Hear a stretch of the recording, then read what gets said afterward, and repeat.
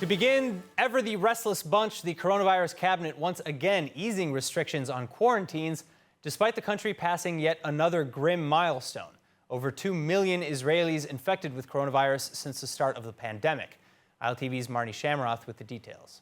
Tens of thousands of new cases of coronavirus confirmed overnight Wednesday, setting yet another record for the third day in a row. And this bringing the total number of infections in Israel to over 2 million since the start of the pandemic. The infection rate at a staggering 17%, and the death toll rising by 59 this week to 8,362.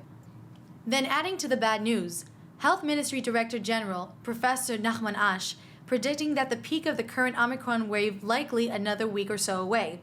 And as it is, Ash estimating that there are at least 2 to 3 times more daily cases than are recorded, saying that it is not impossible that we stand at over 200,000 verified cases per day, especially as some 12% of the daily cases recorded among previously infected individuals, mostly people in their 20s and 30s who have not yet been vaxxed.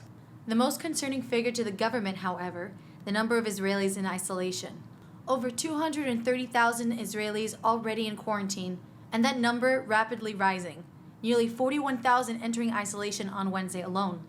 And this is to say nothing of the tens of thousands of students, as well as their working-age parents, who are entering isolation and thrusting the economy into a de facto lockdown.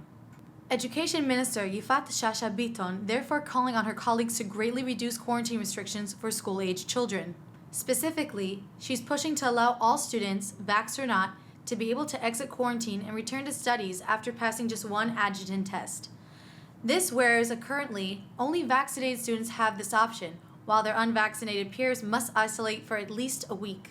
In any case, Shasha Biton's expected to get her wish, with one potential method of making it happen being to test students daily, and to only force the infected into isolation. ILTV Plus, your news from Israel and more 24/7. Start your free trial today. Subscribe at iltv.tv and watch from any device.